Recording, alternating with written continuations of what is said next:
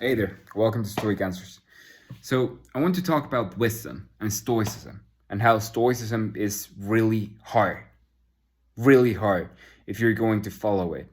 So, supposedly, if you were a Stoic sage and you were a perfect Stoic, what you need to do is to be okay with whatever happening, whatever calamity, anything.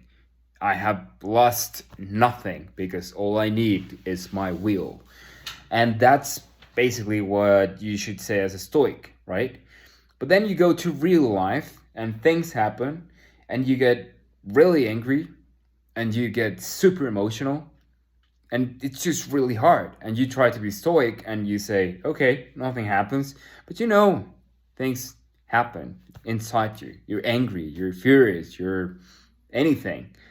So that's one of the things that I've been struggling with Stoicism, that it's so hard to follow. I get angry all the time. I get scared. I get, I don't know.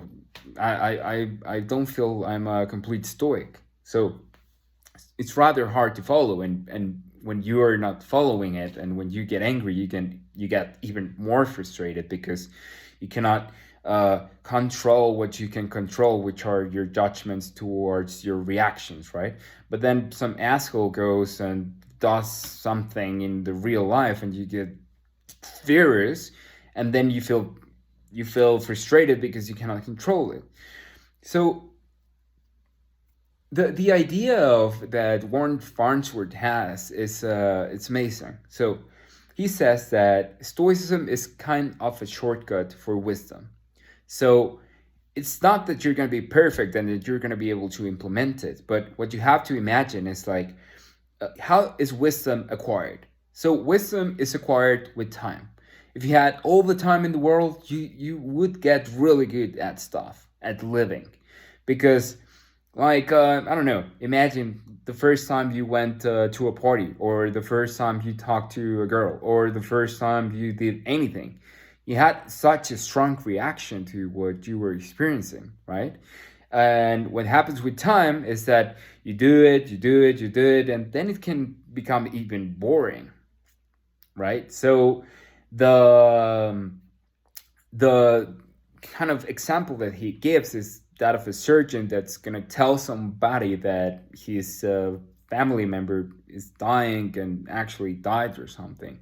So how the surgeon goes about it, he has gone about it 1,000 times. So he has developed tact. He has developed like equanimity, emotions that will help the person to cope in a better way, and will be a better shoulder to for the people to cry, and will remain strong in spite of the terrible thing that just happened. And he achieved that with time and with doing it all time and time again. So Stoicism is kind of like that, but we don't have that much time to live, and we don't have that much time to face all the things that we have to face. So imagine that the calamity that happened has already happened a million times. How would you react to it? How would you be more wise with it? It's not that you're not going to feel anything, but you're certainly going to be more reasonable to what's happening. So Stoicism is kind of like that. You don't have to be perfect.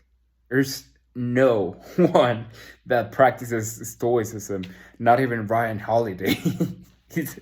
No one's perfect in this philosophy, but it is pretty reasonable, which is why I'm still here and it's why I'm preaching it. So it's just that. See it as the philosophy that you would acquire if you would live 1,000 years. How would you be?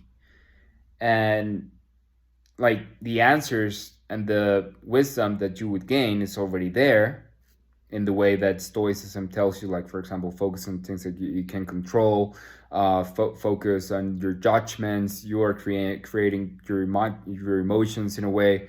So the information is there. So get frustrated, but know that that is there and that there's a type of a shortcut that you can take. So that's basically the idea. And I will see you tomorrow, I think. Have a good one.